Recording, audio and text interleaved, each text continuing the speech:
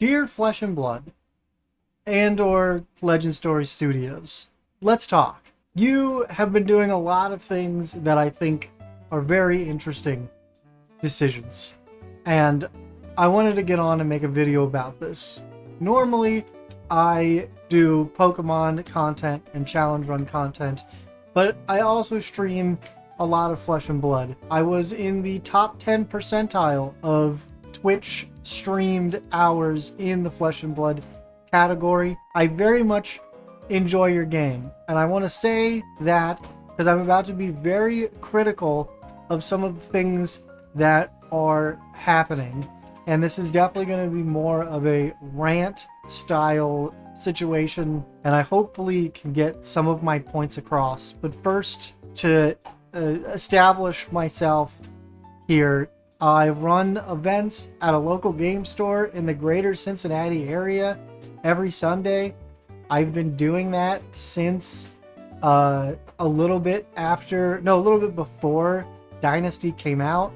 That's when I started playing. I am a huge fan of the game. I love playing it. I have the Legend Story Studios in the background, 3 Flesh and Blood posters. I just got this at Gen Con, which is so sick. If you haven't seen this, it is an exclusive 4 Marvel cards in this crazy shadow box. It looks awesome. The packaging is great. I am just smitten with the gameplay of Flesh and Blood, the lore of Flesh and Blood. The community has been outstanding to become a part of. Literally, this is Flesh and Blood. This is Flesh and Blood. This top drawer is Yu-Gi-Oh! I'm trying to sell. This bottom drawer is Flesh and Blood, and this middle drawer is Flesh and Blood. All these bags that you can kind of see is all full of Flesh and Blood product.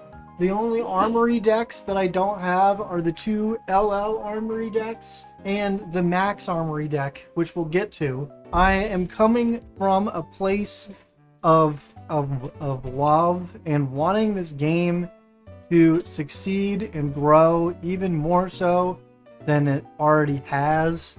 Literally, one of my fidgets that I fidget with on stream consistently is the Ira Welcome deck. I also, since I am going to be quite critical of some of the decisions that are being made, I also want to point out some stuff that LSS is doing fantastically, because they are doing a lot of things that are awesome. To start with, the new sets over the past couple of releases have been amazing. I would say since Bright Lights, everything has been a home run. Heavy Hitters, or everything after Bright Lights, Heavy Hitters was a lot of fun, a great limited set, great theming. Part the Mistveil is a masterpiece. Rosetta is really, really awesome. The Hunted was a fantastic flavor set. So many interesting and new mechanics coming out with the changing of the hero, changing your hero card with Mario. Slippy is a fantastic assassin taking New's role in the meta. High Seas is like over the moon with High Seas with the Necromancer introduction. Gravy is super interesting and fun to play. All of the Ranger cards. I can play Riptide now. I can play Riptide because of the Ranger cards in High Seas and not lose every match. And also the gem packs that they have been doing. Gem packs, I think, are a great way to do local prize support. I went out and purchased the Marvel Riptide. They're doing great stuff within the product line. I personally am not super excited for Super Slam because I don't really care for Guardian at all, but that's fine. There's a lot of people who love Guardian. I think that the wrestling match theme is very, very fun and very, very cute in the Flesh and Blood way of cute, where they're fighting in the deathmatch arena to the bitter end. I also want to say that all of the YouTube content that they have been putting out on the Flesh and Blood YouTube channel, which I am now subscribed to on the Emerald Mike channel. I think that the World Tour weekly updates have been fantastic. Majin Bay also winning US Nats, very funny, and also congrats to him. All of these deck techs are fantastic. The dev talks are great. The cinematics that they've been putting out for the new sets have been awesome. I have watched on my personal account every single one of these streams should be filled with the red bar, meaning I've watched all of them. Coverage and commentary on all of the World Tour and national broadcasts has been fantastic. Electric commentary, great matches, great coverage. It's the content that they're putting out, is fantastic. Also, the fact that the game has grown to the point that where they can do a World Tour series of tournaments totaling $1.5 million US in prize pool for the 2025 World Tour tournaments. That's fantastic. They've been able to grow the game to the point where a prize pool like that can happen, which is incredible. Also, the Legend Story Studios content creator grants, which I may not be eligible for anymore by making for this video. This is really cool. They're trying to encourage people to make interesting and good content based around their game, and they're helping people doing that by testing this Legend Story Studios content creator grant project. There are so many more things as well that are going on and happening that have been fantastic. And I say all of that because for whatever reason, they just cannot get product into players' hands. As someone who has been running events for the local game store that I work at every Sunday, it has been extremely frustrating to see over the past year the rollout of these fantastic products they're making. You can make as many products as you would like, but if no one can ever buy them, what's the point? This isn't even coming from a place of the game is too expensive, where there's an argument that the game is expensive and also not expensive at the same time. You can build, I would say 90% of your deck you can build for like $70, but then the other 10% of that deck is like $300. And of course you can build off meta strategies for like much cheaper. Like you can build a Cilio for very cheap, and a Cilio is still very fun and very interesting, and after practicing you can do very well on a Cilio. But something like Slippy, who is the most popular hero as of Pro Tour Singapore and one of the strongest heroes proven in Pro Tour Singapore, Flick Knives is extremely expensive. Hunter's Clave, which the top lists were running, is extremely expensive. Same with Gravy. Gravy is awesome flavor-wise. Necromancer being added to the game is very cool, even though it's just Shadow Illusionist. We won't talk about that. But all of his stuff is also very expensive. You can build a lot of the deck for very cheap, but where every single piece of equipment is legendary, and stuff like the clave that you need in Slippy is $70, it's not that it's expensive because it's a TCG, it's a card game. They're expensive hobbies. But when I can't, as a store, buy more product to sell to then me as a player, as an example, because I'm looking at it from both perspectives here, it's hard to try to pitch this game to new players when they turn around and they're like, wow, this game is great, this is awesome, what can I buy today to get started? And I show them the shelf behind me, behind the register, and there's nothing on it because everything is out of stock. I don't know why it is impossible for them to not print product.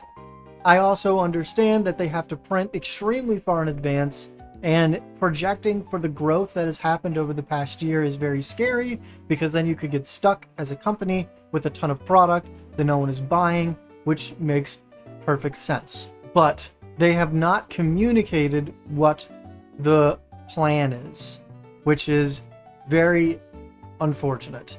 I, as a store person trying to buy from a distributor, I currently cannot get any high seas or any hunted, and these are rumors, so take them with a grain of salt. There is rumors floating around that Super Slam allocation is also being cut.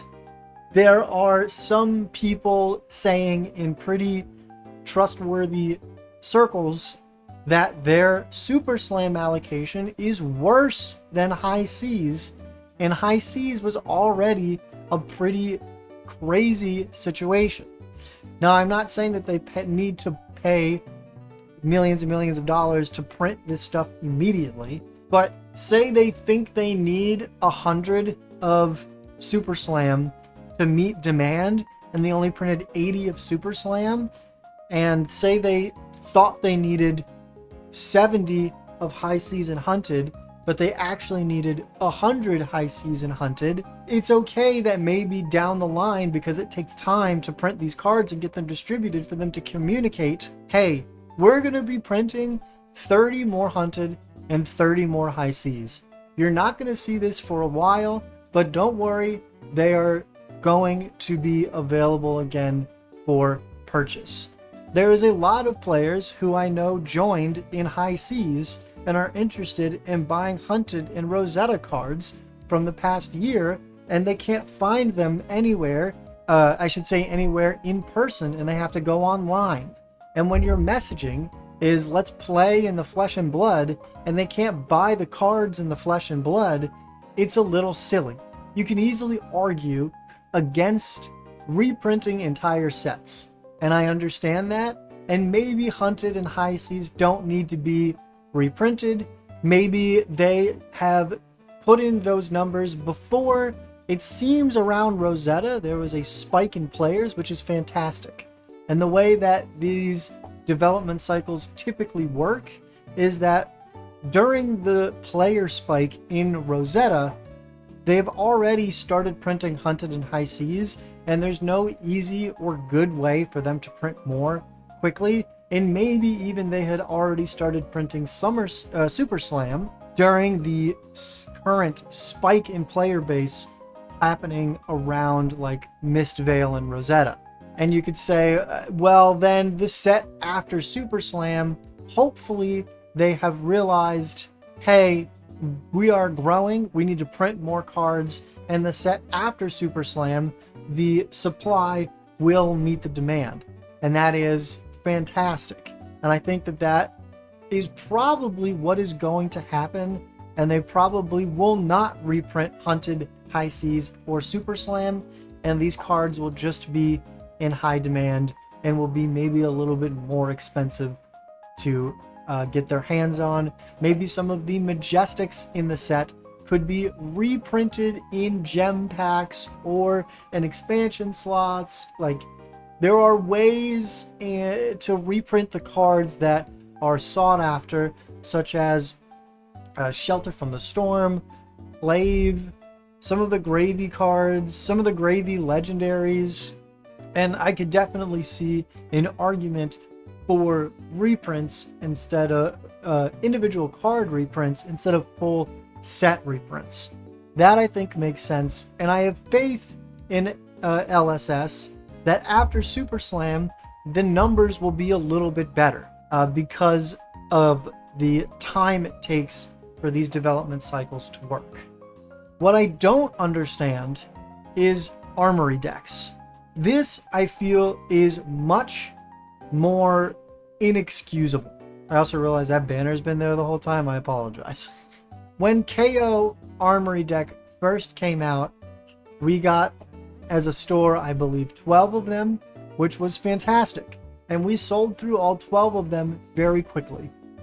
We then asked our distributor if we could get more KO decks. We were then told, you are only allowed 12.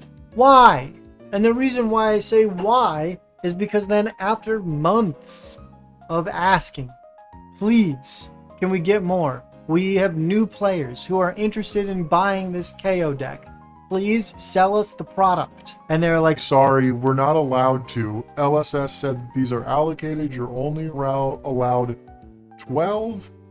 Sorry, you can't get any more. Then, by the time the Azalea Armory deck came out, we were then able to purchase more of the KO decks. So we got 6 more KO decks along with our 12 Azalea Armory decks. And we sold out of those KO decks again. We were told that there was some in the warehouse of the distributor that we were talking to, and we were not allowed to buy them because we were only allocated a certain amount. And I understand that wanting to have some in the warehouse to then, if like a new store opens up and wants to run events, they have Armory decks on hold to have the Armory decks to then ship to the new store. That is totally fine, and I understand that. But just let us restock the Armory decks. Please? Please. Why do I only get a certain amount of Armory decks? We then got Bolton and Azalea and Dash, Jarl and Aurora and Max and Gravy Bones and Ira. We have sold out of, I believe, 18 KO decks that we got.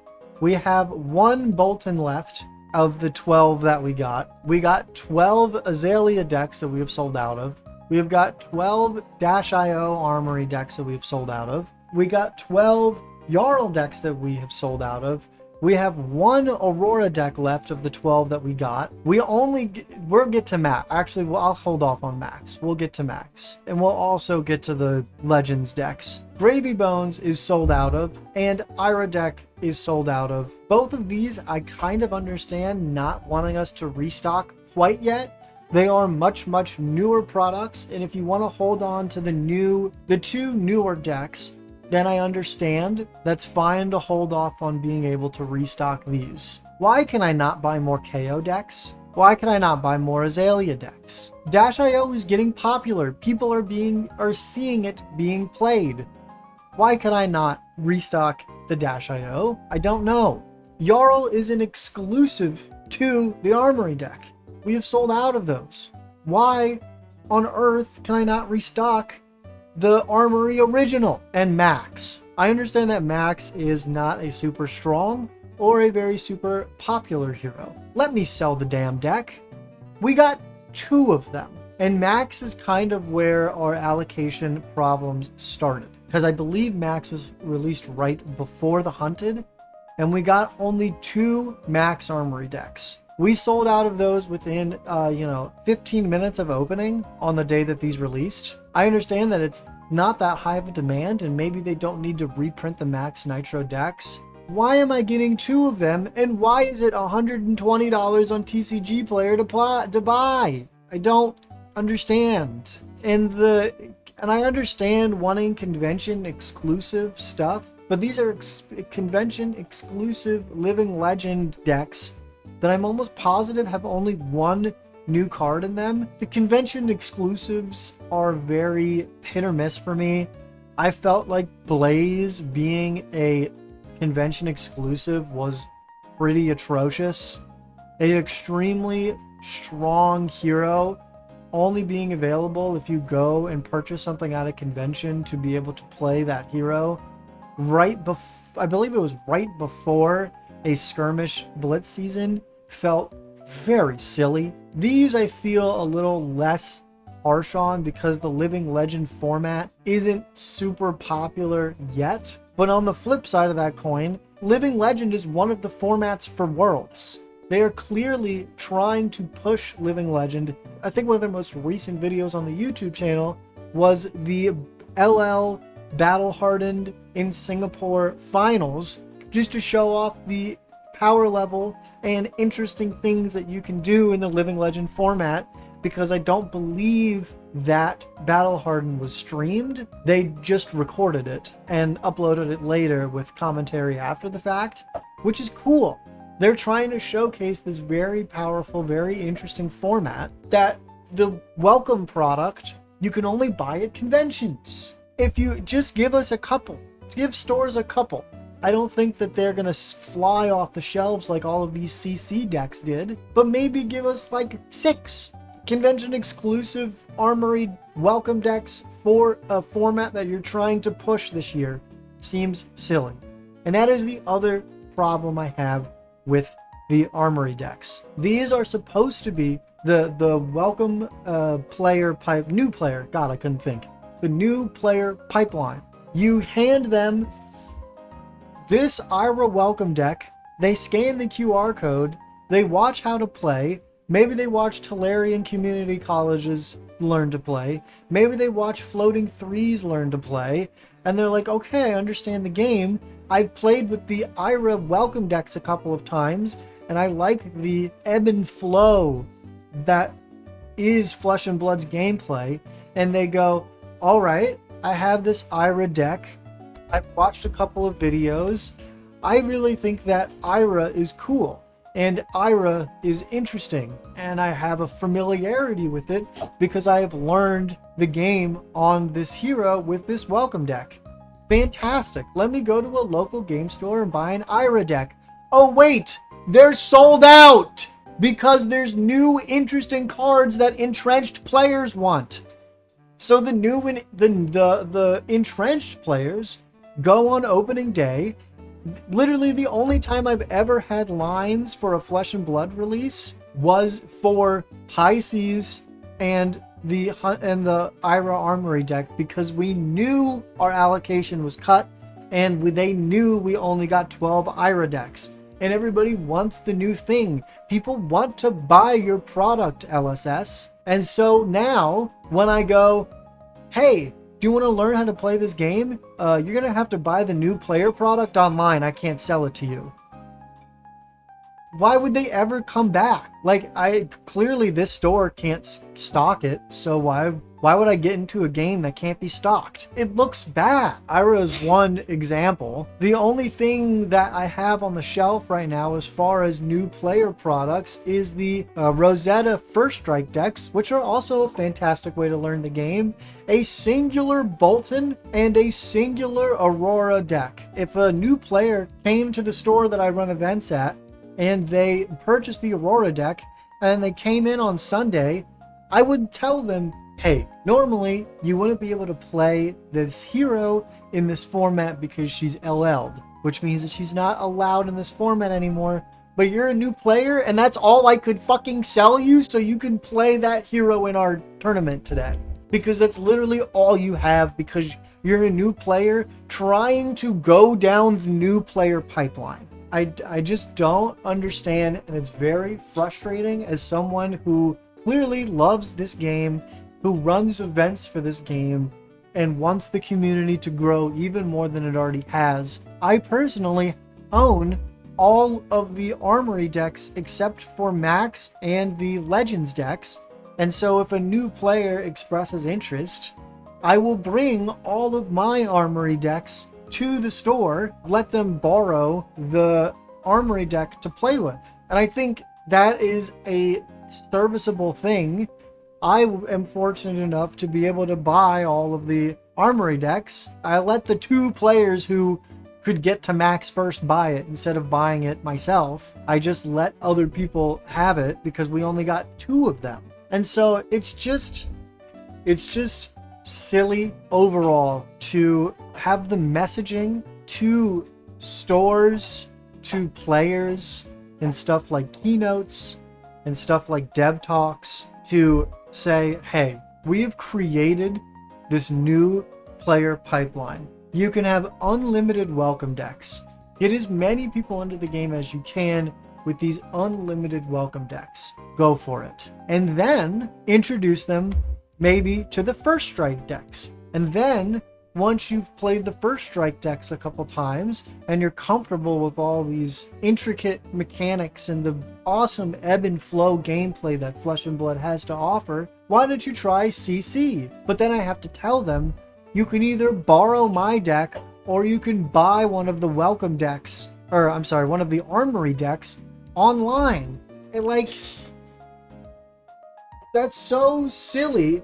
As a game that prides itself on having a community in the flesh and blood, the name of the game, you want people to go to stores, you want people to interact with the game on a personal level. It doesn't make any sense why we cannot restock the Armory decks for new players to be able to play the game in the flesh and blood. Instead, they have to go to TCG Player and buy the Armory deck off of TCG Player.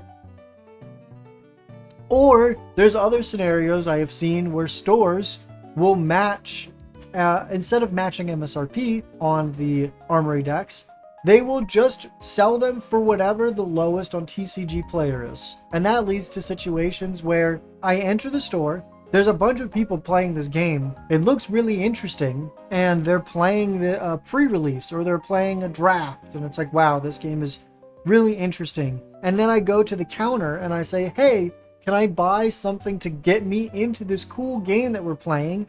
And the store owner says, yeah, but that's going to be $75. Who on earth is going to buy like a $75 to $100 welcome deck? I keep saying welcome deck, but entry-level deck, the Armory decks, the thing that they're supposed to be used for, because the store owner makes more money if they sell it on TCG Player because they can't get it. The supply and demand doesn't math. So as a store owner, I want to make money. I want to keep the lights on. I want to do MSRP for $60, but the Jarl deck is going for $103 right now. So I'm selling it for $103 in my store, and I'm selling it for $103 on my TCG Player. And I dare you to find someone who's cheaper in the area. I always try to make sure that we are at MSRP for the Armory decks because they're beginner products, but that's not always advantageous for a store owner. And because they have no way of replenishing, they know that they can get that much money for the Armory deck because, sorry about the computer noises in the background there, they know that they can get that much money because they can't find it anywhere else, because every store that was selling them for MSRP has sold out, and they're the lowest on TCG Player. Like, it doesn't make any sense. So please reprint more Armory decks. If that's the problem, I think people will be fine waiting, or let us buy more Armory decks. I understand not wanting to reprint entire sets like High Seas or Hunted. Even if the supply is slightly below the demand of those sets, I understand not wanting to reprint an entire set. But come on, give us the Armory decks, please. And again, this is all coming from a person in a place who clearly loves the game and wants more people to play it. I want to run huge events for this, but it feels like their decisions around distribution is like strangling the game's ecosystem. It seems silly. I realize I've been ranting now for quite a while, and I want to again reiterate that I think that the Hunted was a slam dunk set. High Seas was a slam dunk set. Yeah, Super Slam will be a slam dunk set for some people. I think the flavor is awesome. Mistvale was fantastic. There's been nothing but upward trajectory in player base, it seems like. And that's a great problem to have. This is like a great issue. There is growing pains. This demand is more than the supply. I just think that the communication from LSS needs to be better. Just tell us, do you plan to reprint expensive cards in gem packs? If so, cool. If not, fine. Just communicate. You guys have a dev podcast that postures as though that you are being transparent, and it just doesn't feel like there's transparency. Is it the dev podcast? Is it a dedicated video? I don't know. Just being like, hey, we've realized that there's been an uptick in players. There's been an uptick in demand. The way that this business works, these things take time. We do plan to do X, Y, and Z in the future to subsidize the lack of product of High Seas and Hunted. Here's what we're going to do, but it's going to take time. So please be patient with us, because the printing process and the distribution process takes a little bit of time. And I think people would be fine with that. Just like communication is key. I don't like hearing that there's rumors from other store people and other discords that allocation is getting cut. And I hate to like whisper under the rug like, hey, might want to get your high seas early, because I don't think we're going to get that much high seas, and it's going to be first come first serve.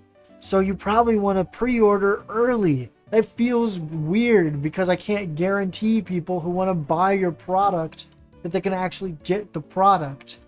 And by God, reprint and let us restock the beginner decks. Let me sell the new player pipeline to new players. It's fine if the entrenched players want to buy the Armory decks because there's cool, new, and interesting cards.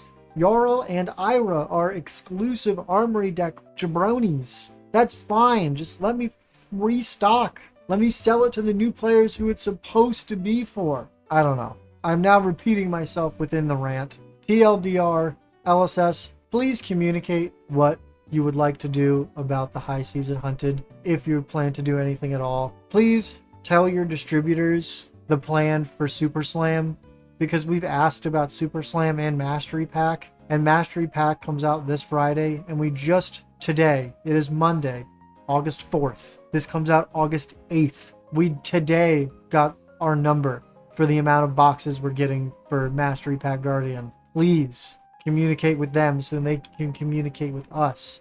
Also, the fact that I am still waiting for a Gem Pack 2 restock is silly. I have ran out of event price support a month ago, and I'm stingy with it because I know we'll run out. So me as an event organizer am stingy with the Gem Packs, and I still ran out, and I cannot get more. I also can't tell entrenched players to stop buying the Armory decks. So please, let us restock the Armory decks.